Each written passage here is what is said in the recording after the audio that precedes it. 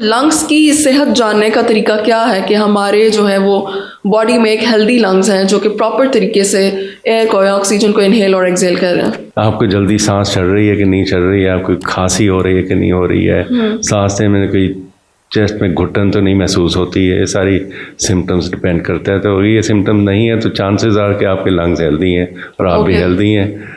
Interestingly कुछ लोगों ने ऐप्स बना ली हैं, आपको सोशल मीडिया भी मिल जाती हैं कि एक आता है कि जी आप इस पॉइंट से इस पॉइंट तक सांस रोक के देखेंगे, नहीं अगर आप सांस रोक सकते हैं तो योर लंग्स है हेल्दी, नहीं रोक सकते प्रॉब्लम। तो वो भी क्लिनिकल टेस्ट है ब्रेथ होल्डिंग का, कहते हैं कितनी देर के लिए आप सांस रोक लेते हैं, तो उसी पे ही इन्होंने बेस किया हुआ है।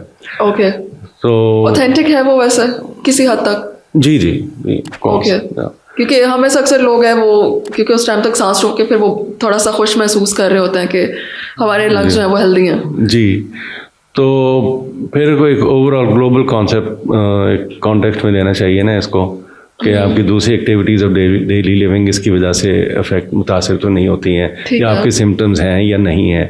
तो यही देखना पड़ता है। जो कॉमन सिम्टम्स होते हैं इसके लंग डिजीज़ के, वो खांसी होती है और सांस चढ़ जाना जल्दी, या सांस लेने में एक किस्म की रुकावट महसूस होना। ओके, जिस तरह आपको चेस्ट में टाइटनेस हो रही है, जिस तरह पूरी तरह सांस नहीं ले पा रहे हैं। ओके, तो ये इसकी अलामात होती हैं।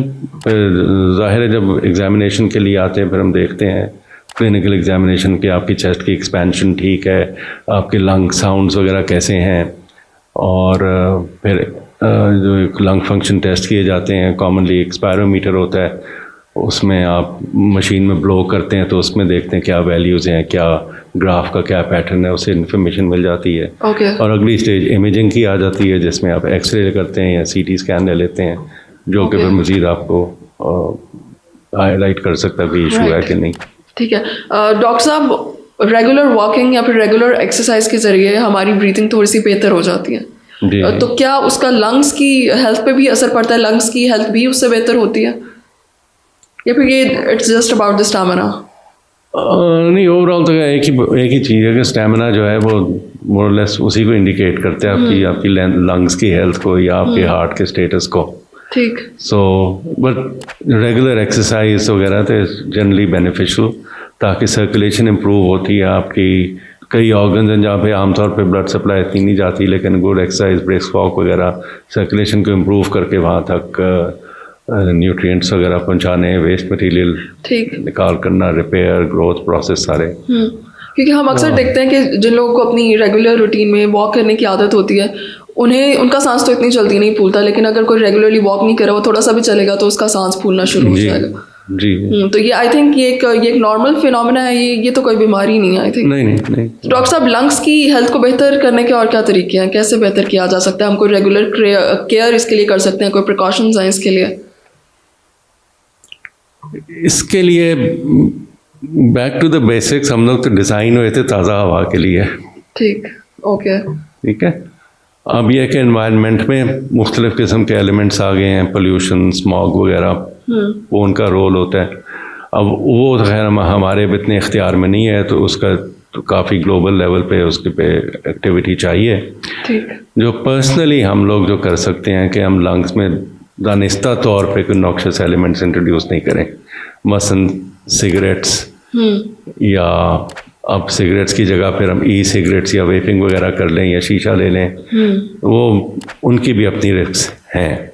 ठीक, ये एलिमेंट करनी पड़ती है। फिर हाँ, एक और एलिमेंट जो हम भूल जाते हैं, आपकी ऑक्यूपेशन का। मसलन माइनर्स जो होते हैं, कोल माइनर्स वगैरह, उनके लंग्स एट रिस्क होते हैं। कोल माइनर्स लंग एक कंडीशन होती है, राइट, जिसमें लंग्स डैमेज होते हैं। फिर कई फार्म वर्कर्स वगैरह में होते हैं जो कहीं पे तूड़ी पराली पड़ी होती है, उसमें मोल्ड्स डेवलप हो जाते हैं, उनके एक्सपोजर हो, उसकी वजह से ये भी लंग्स डैमेज होते हैं ओवर लॉन्ग टर्म। तो ये बेसिकली बात यही है कि जो हमने इनहेल करनी है हवा, वो फ्रेश हो, as fresh as possible, as clean as possible. ठीक है।